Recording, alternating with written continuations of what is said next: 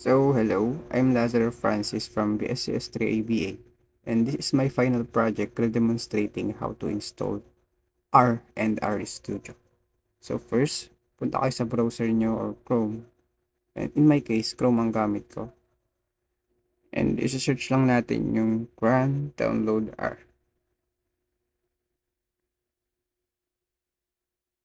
So, after searching, makita natin yung result. Ito tong may comprehensive. Click lang yung download, install, and download yung 3. Ayan na may magda-download na magpapakita na dyan. And habang inaantay natin yun, pupunta na tayo. Ida-download naman natin yung RStudio. And ayan na our Studio. Scroll lang and hanap natin download. Ayan yung free. Ito to free version ng Windows ang gamit ko kaya download ko Windows. And ayan, magda-download na yan. So, antay lang natin.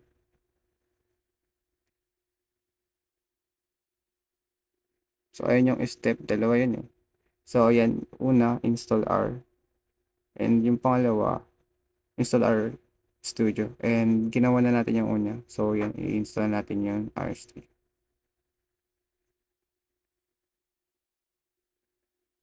So, tapos na yung R natin. Pwede natin i-con yan. Open yan.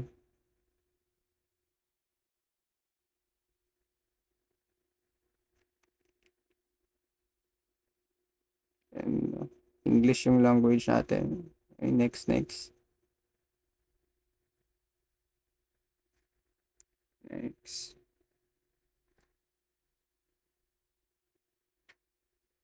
And next lang rin.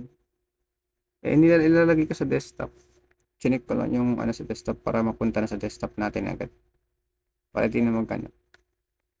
And installing niya.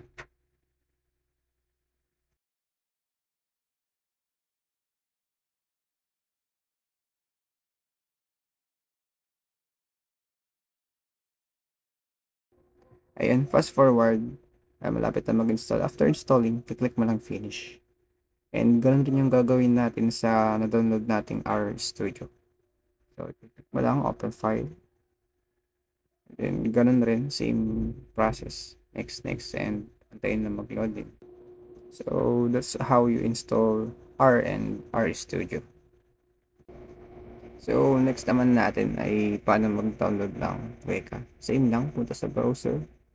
Type nyo lang Weka Waikato University. Kasi sila yung gumawa ng Weka. Then, hanapin nyo lang dito. Full screen ko lang. Ito, yung download. And then, scroll. So, dito yung free. Ito. Dahil yung gamit natin is Windows. So, yung Windows yung install natin.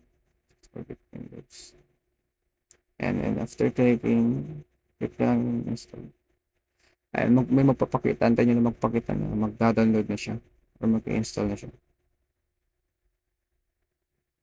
Ayan. Nagpapap. So, ito, install na siya. Antayin nyo lang. Saglitan lang naman ito.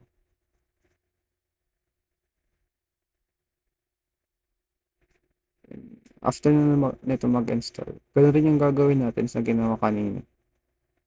So, click nyo lang, open file.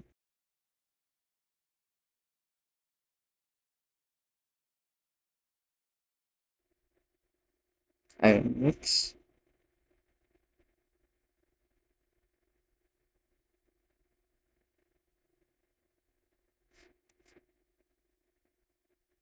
Install, next.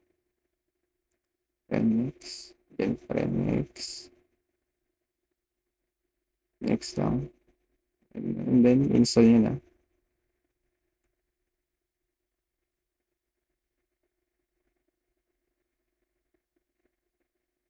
So, antayin nyo mag-loading.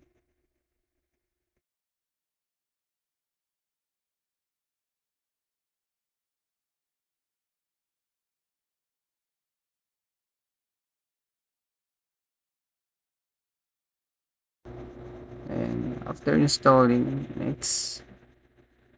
Click nyo lang yung next and then finish. So, titignan natin siya. Hanapan natin. Search nyo lang Weka. Ay, Weka. Ayan. So, that's how you install Weka in Windows.